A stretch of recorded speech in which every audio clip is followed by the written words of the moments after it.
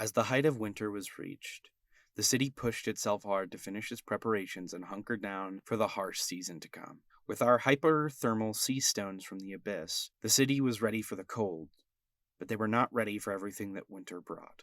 The 2 council members, the Dragonborn, the Adventurer, and the guard members who began a trek to the White Dragon colony in the north never returned. They were presumed dead, lost to the fierce snow and ice in the weeks that they ventured off. Because of this, the council was more adamant than ever that adventuring like this could only lead to the death of innocents, citizens, and adventurers themselves.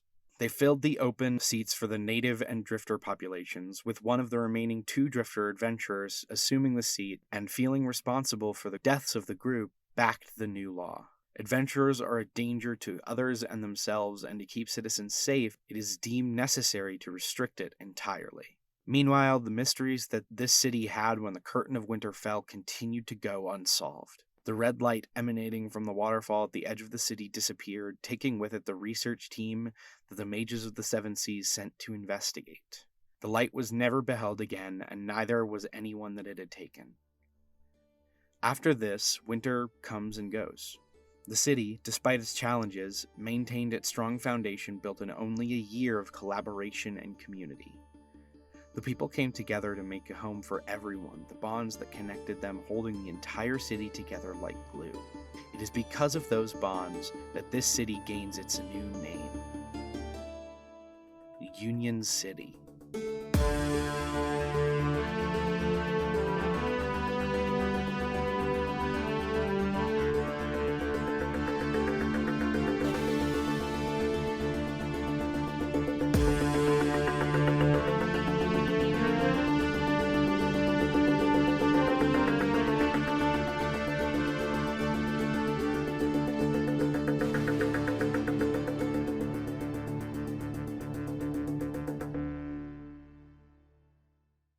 A prosperous engineering district sprang up from the northeastern travelers from Amber City and the automaton population around their research and pasta-based business, with more of their families, friends, and businesses moving down to join them.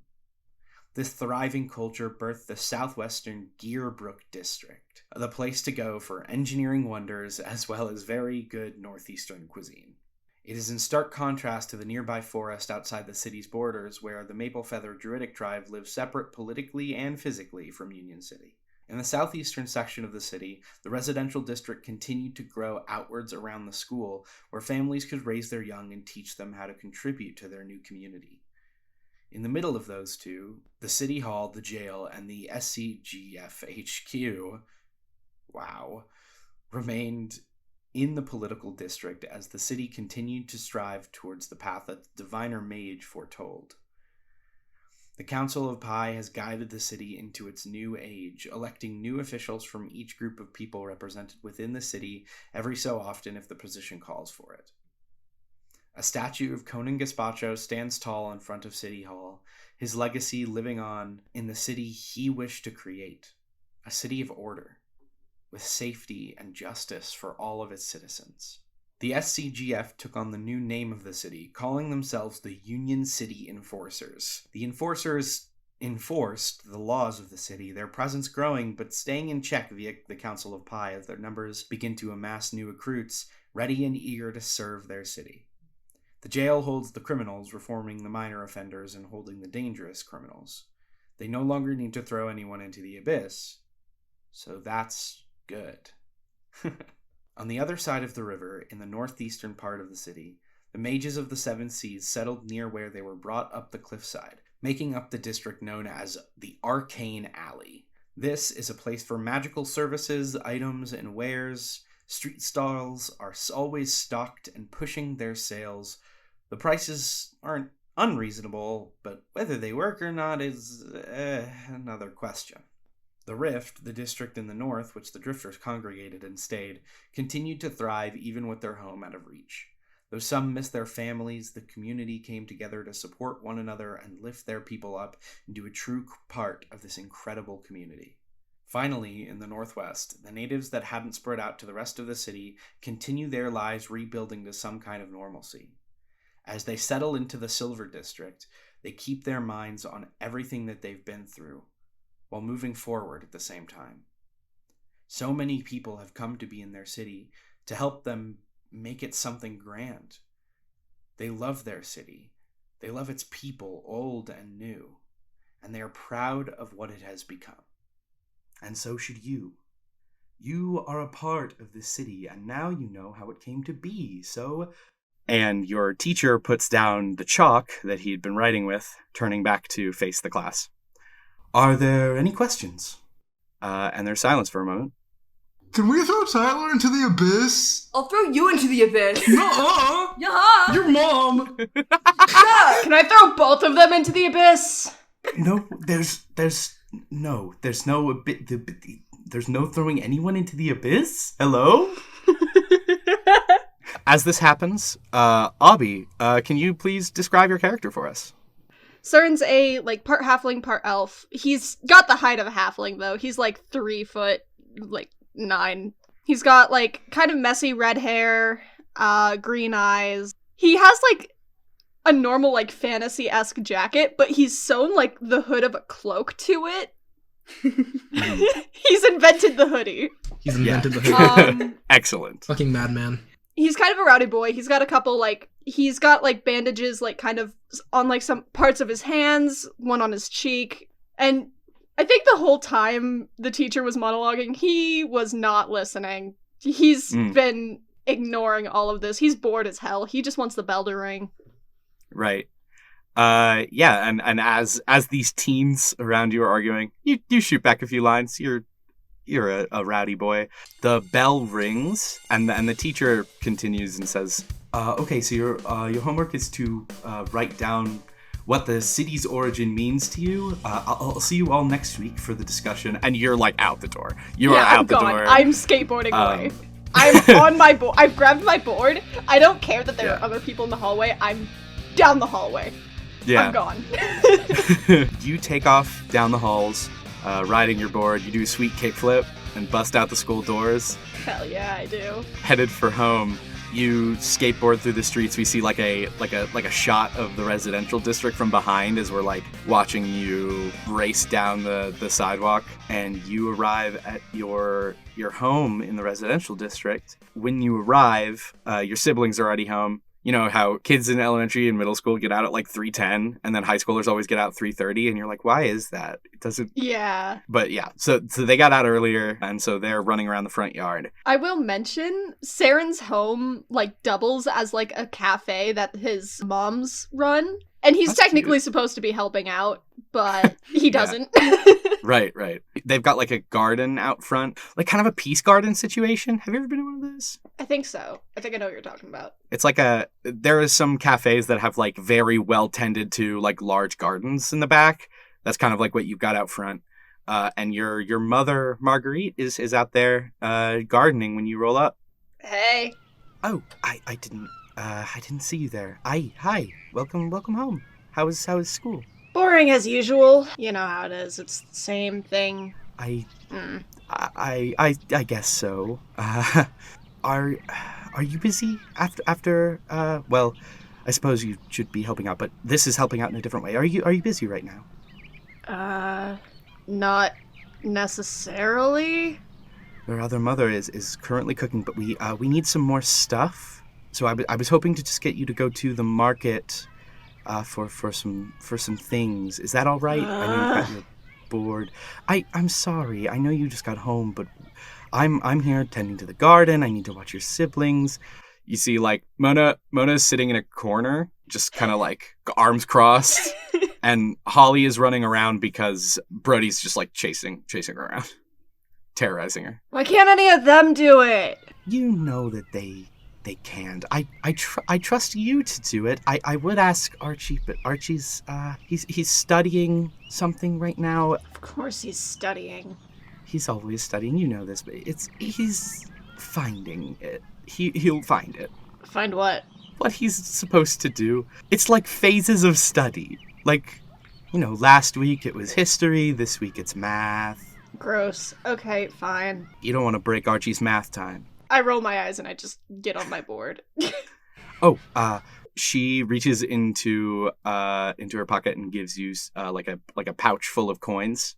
and attached to it is like a little grocery list. And she gives that to you and says, if you can just go pick up those things and come back, that would be great. Thank you so much. Can I get a snack? From home or when you're shopping?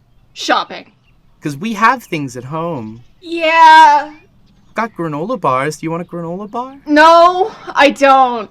Actually, it's weird. I kind of just want, like, something sweet, you know? Okay. That's okay. Yeah, that's fair. But just so you know, we have granola bars in the pantry, and we haven't gotten fruit snacks yet. In fact, get fruit snacks while you're out, please. That in addition, just fruit snacks for the kids. I'm sorry. I love you. Love you too. And I fucking pocket the money and go. Your mother calls out a thank you as you skateboard back out. Brody gives you like a mocking little like tongue poke out, like, haha, you have to do chores. I stick my tongue right back out at her. Or them. I thought for a moment you said Mona. And you take off into the city. It doesn't take you long to get to the market. You're speedy. I do some sick ass tricks on the way. You do like a sick ollie grind into a Indy 720. Specifically, if I pass by anyone from school, I'm looking as cool as possible. Oh, for sure. You do some Tony Hawk bullshit. Hell yeah. You skitch on the back of a wagon. Getting into skitching already. Fuck yeah, I do. And you pull up into the market. As you're looking around, what's your passive perception? Oh boy, you're making me get out D&D stats already. Okay. 12? You've got like a bag full of things. You're in the market. We're skipping forward a little bit, but you're in the market. You've got a bag full of stuff. I think you're browsing some like vegetables that your mother asked you to pick up. You don't see it until it's already too late. But as you're doing this, you feel your pocket gets just a little bit lighter, and then you watch as someone turns a corner holding that bag of coins and taking off into an alleyway. I'm gonna fucking get on my board and go after him. You like throw down your bag, it like spills into the street, and some people are like, hey, watch it, kid, and then you skate off into the alleyways of the city. We move east of the city as Seren skates away, following the river out of the city. We follow it over the waterfall and down to the shore below. The tides are low, but even in the late fall cold, they lap against the shore very slowly, the sound of the waterfall crashing over the cliffside. There is a long period of silence before there is a large gasp of air and a body shoots up from the cold sand. Cass, can you please describe your character for us? Yeah. River has kind of shoulder length, very messy, thick purple hair, kind of like tan skin with like, they are half abyssal tiefling. And so on like their cheekbones, where like the highlight, you would put highlight in makeup, have like these like blue scales, and the rest of their face is like dotted with freckles. They've got really tiny horns on their like hairline, and two like tiny little horns. And I think their glasses, they have these like round wire glasses, and I think they're like washed up next to them. They've got blue eyes from their abyssal tiefling heritage. Yeah. You jolt up. You do kind of a, I don't know how good your eyesight is without your glasses, but you do like a Velma, like, oh, shoot, where are my glasses? Yeah. Like squint, like look around. Yeah, it doesn't take you long to find them. And as soon as you put them on, you see that you are at the bottom of the cliffside at the edge of the city, and you don't know how you got here. Huh. Are my clothes wet? Was I in the water? Yeah, your clothes were wet. I'll say they seem damp. It's not like you just came out of the water, but they're damp. Okay. River's gonna like stand up, dust himself off, and look around, kind of get their bearings, look around at their surroundings. All right, give me a perception check. Oh no, investigation, actually. I have advantage. Oh wait, do I have advantage on this investigation check? Do I have my thing on me? No, you would definitely have your magnifying glass. Okay. Yeah. You can use it. Yeah. So I will roll this with advantage. First roll is 21 Jesus. with my proficiency bonus. Second is natural 1 plus. So which one of those do you want to take? I wonder. I'm gonna go ahead and take that 21. Okay. Yeah, with a 21. Oh boy. With a 21, there's no one in sight. You've probably been here a while, judging from your clothes. They're damp, not wet, so you will probably wash up on shore and laid there for a while, which is concerning in its own right. You look around. There is a singular black leather glove 20 feet away from you with studded knuckles. And as you're looking around, you realize, like, oh, I should check me. I should check myself. You kind of feel around. There is a tear in the middle of your shirt that you wear underneath your coat, and a scar directly in the middle of your chest, about maybe like an inch or two wide. And then you also find in your pocket, you have a waterlogged note that you're only able to read a singular word, and it says doorway. You also find your notebook in your pocket. You have a little leather notebook that you keep notes in. And in the most recent page, it contains an address to somewhere downtown. Huh. Okay. I'm gonna pop both the note and the glove in 2 separate evidence bags. Yep. You've got like evidence bags on your person always. Yep. I shake them off and I put the stuff in them, pocket them, the evidence that I now have. Look up. Is there do I know if there's a way to get back? Yeah. There's a way. There's like a switchback trail that you have to hike up. Great. They take one last cursory glance up and down and start hiking. All right. I think they're definitely confused. Yeah. And when they get back to the city, is there a newspaper? I mean, yeah. You wind up basically in the residential district is where the trail kind of lets out. There's papers in, those paper boxes where you pull them out, but they have springs on them, so they snap back. I want to take a newspaper and kind of page through it. You, by looking at the date, the last day you remember is 3 days ago. Shit. You're missing you're missing 72 hours. Anything of note in the news that's happened or no? I'll let that investigation check keep going. You see that there's a column about you titled "Young Private Eye Missing Under Mysterious Circumstances." Shit. I can't go home. It could be dangerous. And then I think they know where to go, and they start walking out of the city. What's that? A hat?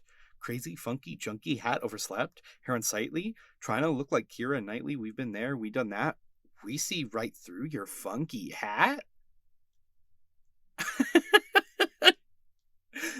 I hope you guys enjoyed that terribly out of place reference. My name is Torin. Welcome to the midroll. You weren't expecting me, you're expecting Cass, but Cass is busy doing some fucking baller work on the editing. So I'm here to tell you about everything that we do here on this show, including this shit. Wow. Okay, here we go. First, I want to thank you for listening. Thank you so much. It's fucking episode 1, guys. We're here. We did it. We thought the setups were never going to end, but they did, and we're so happy. Oh my god. To share all of this with you is fucking wonderful. And Cass's editing and scoring. I'm delighted, and I'm wilding at all that we have done. seriously, thank you so much for listening. And to those of you out there who have been listening from the start or are catching up right now, thank you infinitely. We appreciate every single one of you. And if you could leave us a review or even follow us on Twitter, we would be happy to interact with all of you. You're so wonderful. We love you. I want to give one last thank you to Avery Alder, at Lacking Ceremony on Twitter, for the Quiet Year. We played it throughout all of our setup. This will be the last time we're going to mention it as we're launching into our Dungeons and Dragons campaign. So just one more time, you can find all that you need to play the game with your friends by going to buriedwithoutceremony.com. That's all one word, buriedwithoutceremony.com, and buying this game. We had so much fun, and I can't wait to get into the fruits of our labor playing that game, but it was no chore. Trust me. Play the game. Thank you, Avery Alder. Truly, we had so much fun. Next, as always, I'm going to tell you to check out our friends at Snyder's Return. They're an incredible interview, D&D, 5e, and TTRPG podcast, and they are doing some great work over there, interviewing and playing the game, so please go check them out. If you don't want to take my word for it, because I jumble up my words and you can't trust me, haha, I'm the DM, I'm going to do a funny secret on you or something. Take their word for it. Here's them telling you all about it. Snyder's Return is a tabletop role-playing game interviews and actual play podcast. We interview content creators, Twitch streamers, and fellow podcasters, and we put out our own actual play using a variety of different systems. So come and join us, come and have a listen. You can find us on Twitter at Return Snyder. You can find us on Instagram, Facebook, or check out our website at www.snydersreturn.squarespace.com. Thanks, Schneider's Return. I definitely am talking to you right now. And they're gone. They walked out the door. They always come into the studio and just look me right in the eyes, do their promo, and leave. They even bring the guitar in for the sting. It's funny. Anyways. I want to thank Cass for doing all the editing and the music and the sound design and basically everything besides recording. Well, no, they also did that. But suffice to say that I am so excited for you guys to hear everything that Cass has done in this episode.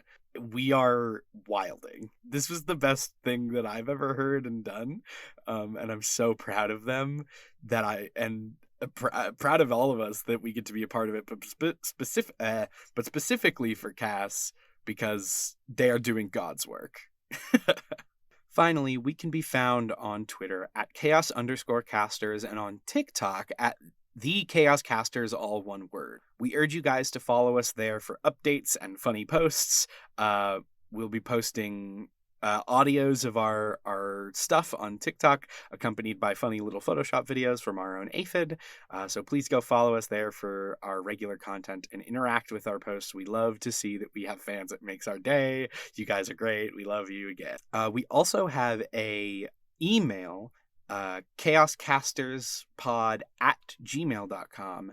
And the reason I'm telling you this is because now that we're starting our actual episodes, and you've heard the setup and this first episode, we want to do a Q&A whenever we finish a batch of episodes that we've recorded. We record a few episodes within one recording session and then put them out, kind of, giving us time to record again as we edit them every 2 weeks. So at the end of this batch of episodes, we're going to have some substantial content out, and we would love to get your questions about the show, about the game, about anything at all, even spoiler questions that I will answer with a who can say. Sorry, join the party. I did just steal your shit. I'm so sorry, Eric. Fuck. Damn it. Please forgive me, Eric. But yeah, so go ahead and send your questions to any of those places, really. I don't know what the deal with TikTok DMs is, but we'll try to curate them there too. Again, weird. But yeah, tweet at us, email us your questions as the episodes come out, and we will answer as many as we can in the Q&A that we do after the episodes batch is released. So we will talk to you then. I'm going to keep reminding you every week, and maybe I'll answer some little ones in the mid-rolls if I get them. So yeah, that's about all I got. So thank you very much. Remember to always wear your funky hats, your funky junky crunky hat. I don't know what that means. Your funky junky scrunkly hat. Remember to be scrunkly, be funkly, and go forth and incite chaos, my friends. See you later.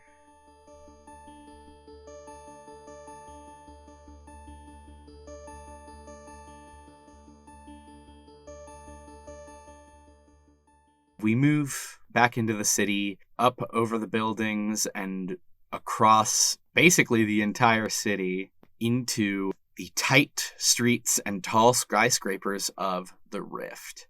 It is through these streets where vendors and other businesses work diligently in the latter half of their day, with citizens shopping and eating and perusing the wonders of this downtown area, that we find a humble garage apartment.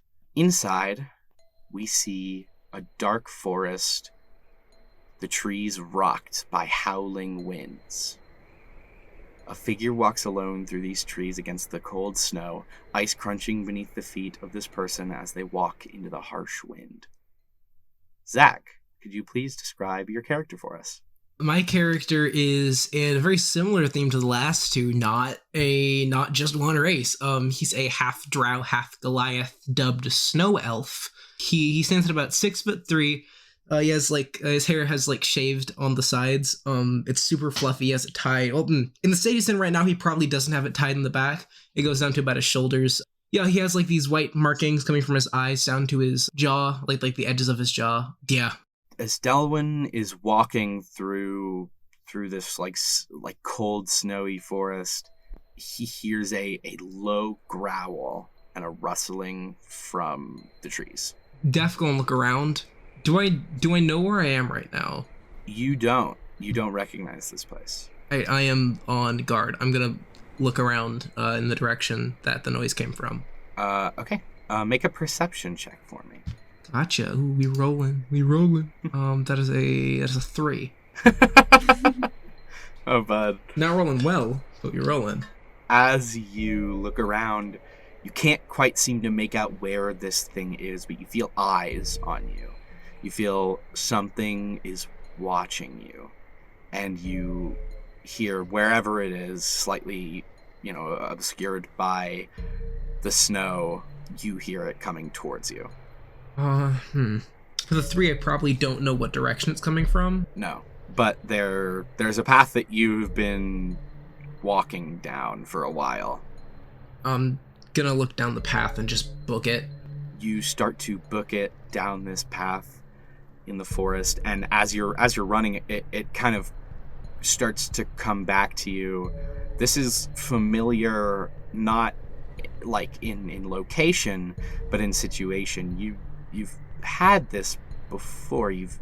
This is like a sense of deja vu that you're not entirely sure why, and you begin to make a break for it, and you see something ahead of you as you wind up in the middle of this forest, the snowy forest. You find yourself in front of a city warehouse building. Do I still hear the thing chasing me? Yes. I'm gonna try and go in the building.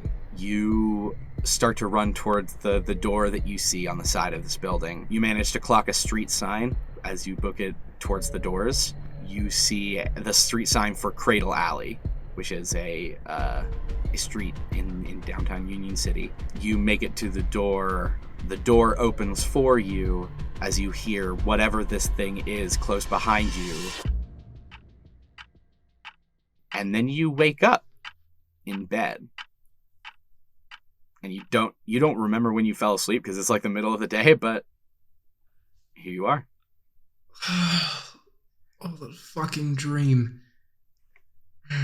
Does Delwyn remember this? The street name? Yeah, you do. Cradle Alley. Cradle Alley. Okay. I'm gonna get up out of bed. You get up. What are you gonna do? You can ignore that just happened. I'm gonna start my day halfway through it. Pull my hair back, throw on like a sweater with overalls, and head out for the day. Try and get my mind off of it. As you start to head out, you don't have to work today. I think I don't. Mm-hmm. We discussed that you do have a job, but today specifically, it's like a Friday afternoon. Mm-hmm. You don't have anywhere to necessarily be.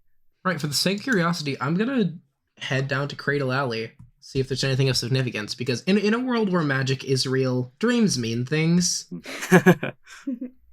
You take off on foot, walking into downtown towards Cradle Alley. Finally, we leave the city and head south. Over the river, over the political district, past the city limits, and into the forest beyond. It's in the pines of Nature's Edge, the forest on the cliff that Union City was built on. We find a slightly unconventional home. A huge tree trunk that is maybe 30 feet in diameter has a door set in the middle of its base, and it extends up into a tree house into the branches of this huge tree. In this treetop cottage, we see a cauldron, bookshelves, jars full of different herbs and plants, as well as different bits and baubles among them. And then out back on the ground behind this tree, we see a lovely garden. There's colorful plants, and a woman cares for these small plants, taking care just to like give them the right amount of water and make sure that they're healthy and alive. Aphid, could you please describe your character for us? Of course. Denali is an abyssal tiefling. She has this kind of pale blue skin with horns that kind of curve up. She has this like webbed ear and gills, as well as fins coming out up from like her forearms and legs. She's wearing this like cloak that kind of goes like turns into a dress, and like a huge like almost dolphin-like tail kind of swoops out from underneath it. She has long curly like gray hair from age, with 2 braids in the front and one wrapping kind of above her head behind her horns. She has red eyes and yellow scaleras, and she's just going about her day.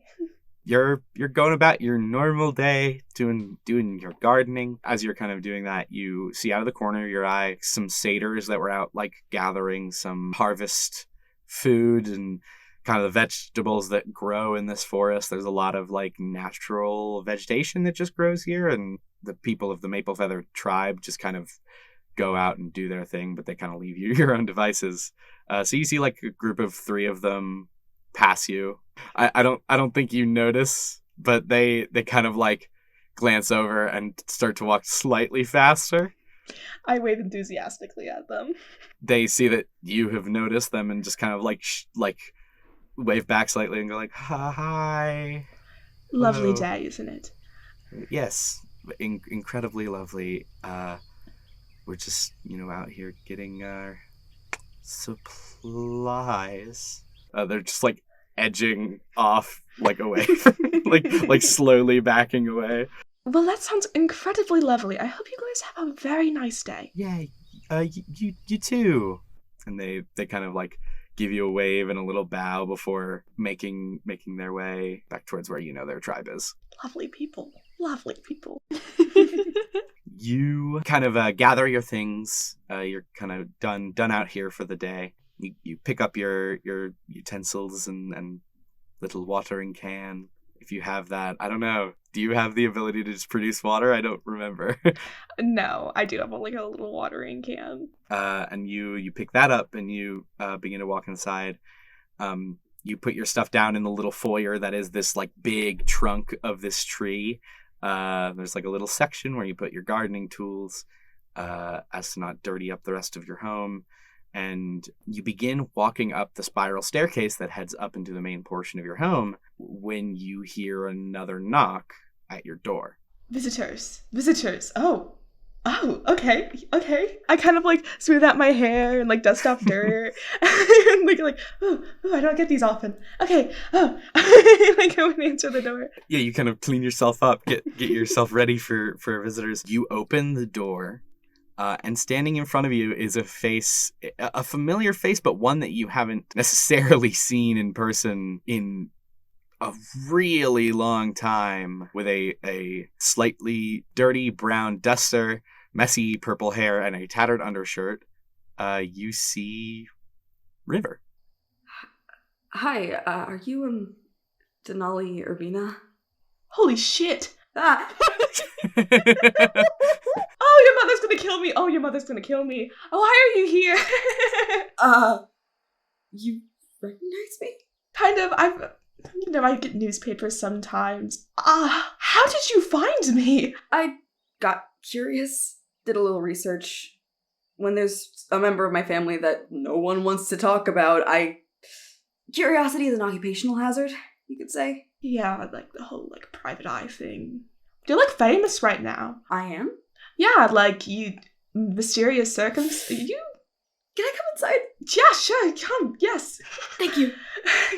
I closed the door behind me. Yeah. One thing I forgot to mention in my initial description is, I don't even think River notices, they have like these streaks of white in their hair that they did not have before the past 3 days. Just like going all throughout their hair, like at their roots. It's still mostly purple, but there are like streaks every so often.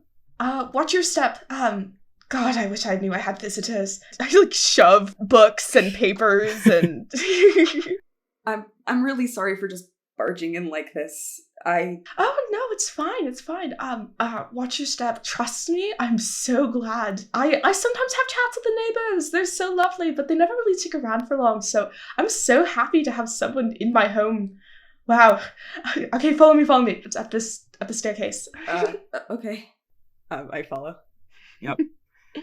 You fall up the stairs into this like very nice, very good cottage. There's jars full of different things. I think you have to like push some, like you've got two chairs just in case anyone decides to come over, but you got to like move some books off the off the chair in order for anyone to actually sit down. And I'm not going to have you explain the whole thing again for the sake of time. Mm-hmm. But like, you can tell me how much you explain, but if you want to explain just like propellers spitting. Yeah, I think I basically just say like the disappearance is a bit more complicated. I think we could have the conversation of why I came here specifically, but other than that, I kind of just explain like, yeah, so that disappearance is a bit more than meets the eye. I came here specifically because, well, I don't think it's safe in the city for me right now. Oh yeah. As you said, I'm, I guess, famous in a way. I don't think I just disappeared. I have a couple theories in my head currently, nothing concrete, but and their hand kind of passes over the scar on their chest. I can't go home because I think someone might want me dead. Oh. And this is so far out of the way that if I'm here, no one will think to look for me here, probably. Oh no one comes out here. Yeah, so that's why I kind of barged in so suddenly. I probably would have called if I could have. Or, we don't have phones, do we? We have, no, you don't. I probably would have sent a letter. That's Yeah. what it is. Oh, I wouldn't. Yeah, it's fine. It's fine. You know what? I'm just. Oh my god. I haven't seen you since you were like this big. Yeah. The only reason I know you is because I found an old picture of you holding me as a little baby. I'm surprised they kept that. I had to do some digging. I'm very nosy. That's honestly, curiosity is a very amazing quality. Yeah, if you need a place to stay for a little bit, you're more than welcome to stay here. I think I have a guest room. I do have a guest. I'm going to need to clean up that guest room. Thank you. And I can help out wherever needed. Because I kind of just showed up here. I don't want to intrude or impose upon anything.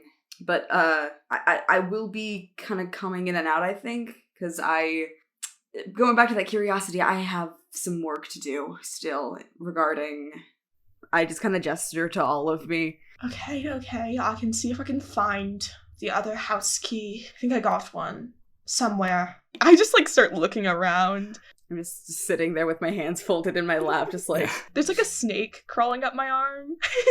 So, huh? There's a snake on your arm. Yeah, Marvy, here. I kind of like get him off my arm and just put him on the table. He's friendly. Hello. I kind of like, you know how you hold out your hand for a dog to sniff it? Yeah, it does like the little tongues thing where it like flicks its tongue. Because I think that's how snakes like identify Yeah, that's how people. they like smell. Nice snake. He likes hugs, so just a warning. What kind of snake is he? A python. Mm. He's harmless. Just kind of look at it. He just like slowly starts to wrap around your hand. Okay. I pat its head. You He do. seems content. He doesn't have to be a snake, but he chooses to. Oh, Here. I pull out the extra house key.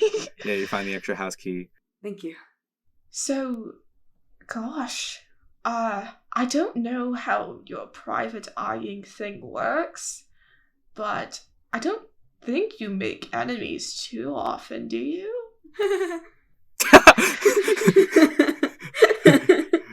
River stares into space for a second, just thinking of all the enemies that they're made. Yeah, I think back on the cases that I've solved and the people I've fucked over, and I'm like, I don't make enemies on purpose. But when bad people do bad things and I stop them, it kind of just happens. Huh. Alright. Yeah, good call coming here. Good call. Yeah. I have a lead, two technically. I pull out the 2 evidence bags, the glove, and the piece of paper. It's a doorway, right?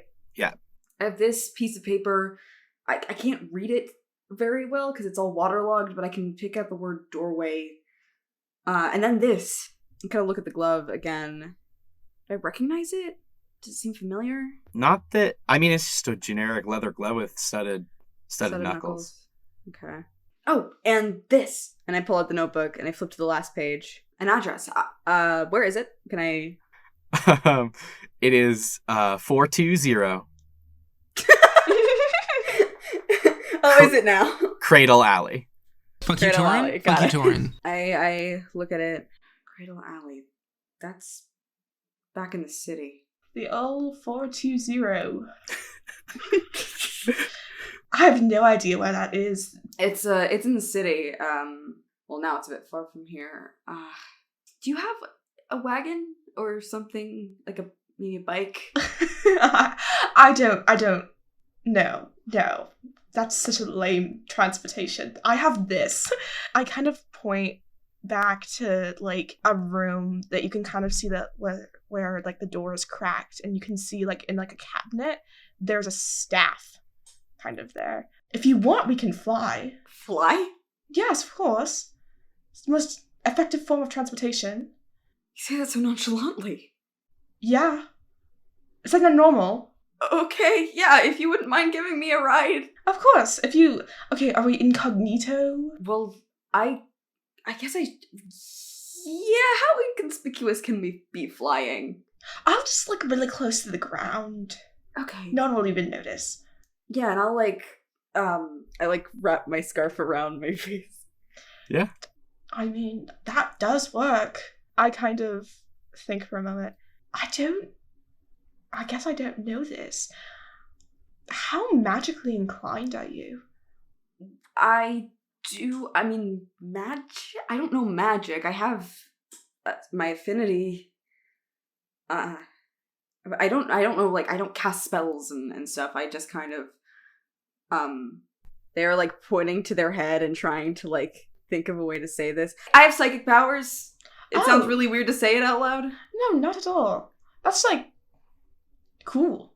Thank you. Yeah, my affinity is a lot to do with, like, the mind and psychic stuff, so that's what I do. I don't really cast magic like it seems like you do. Okay.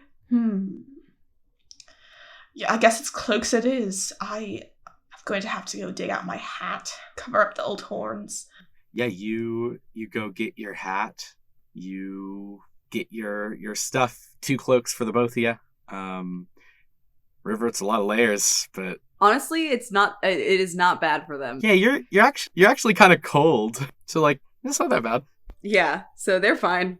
They're Uh, actually more comfortable than they have been.